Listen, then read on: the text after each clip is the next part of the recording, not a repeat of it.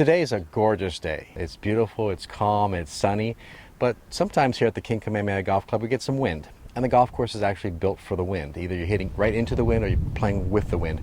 Only the 10th hole is a par 3 that plays with a crosswind. When you think of golf courses here on Maui, you think of ocean and palm trees. Well, you can see the ocean on every hole on this golf course, but we're not next to the ocean. We're about 700 feet above sea level.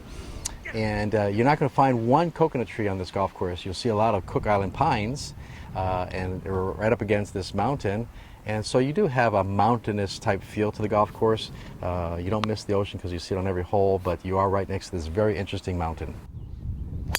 It does take a little bit of local knowledge because some of the landing areas from the tee are a little blind, not entirely, but just a bit. I would definitely gauge the wind and adjust for it, allow for it.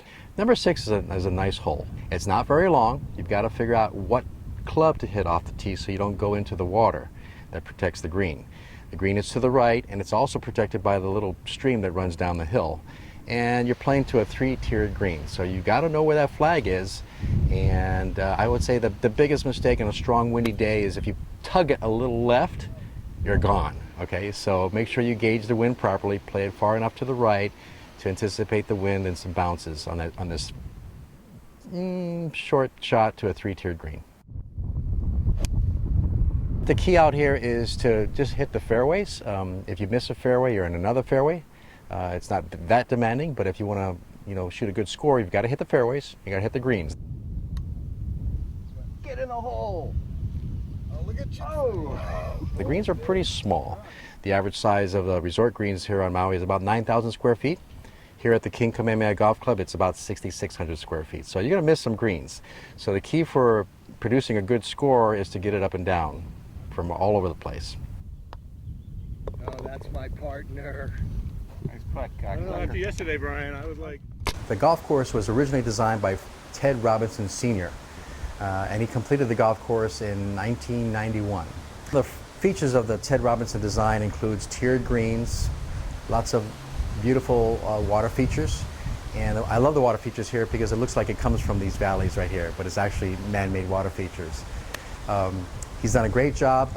Golfers that come to the club will have a pure golf experience.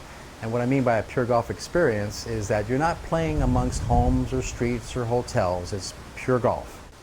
Originally, Frank Lloyd Wright was asked to design a home in Fort Worth, Dallas, Texas in 1949. But the plans that he drew up, which he called Crownfield, was too expensive to build this home, so Mr. Winfer from Dallas, Fort Worth, Texas, abandoned the plans and went through a couple other people that wanted to use the plans, including Marilyn Monroe. When she was married to Arthur Miller in 1957, she asked Frank Lloyd Wright to build their home in Roxbury, Connecticut. And he drew up these plans for Marilyn, very similar to these, what you're looking at today. But she and Arthur Miller got divorced in 1958, and Frank Lloyd Wright died in 1959. So the plans just sat until the original developers of this property here went to Taliesin West, which is the headquarters of the Frank Lloyd Wright Foundation in Scottsdale, Arizona. Back in 1988, they found the plans that Marilyn left at 14,000 square feet. And they said, this is perfect, this is wonderful, but we need more space. So they took this 14,000 square foot design, again, still called Crownfield, and added 2 more levels and blew it up to what is today 74,000 square feet. The King Kamehameha Golf Club opened in May of 2006, and it was renamed the King Kamehameha Golf Club.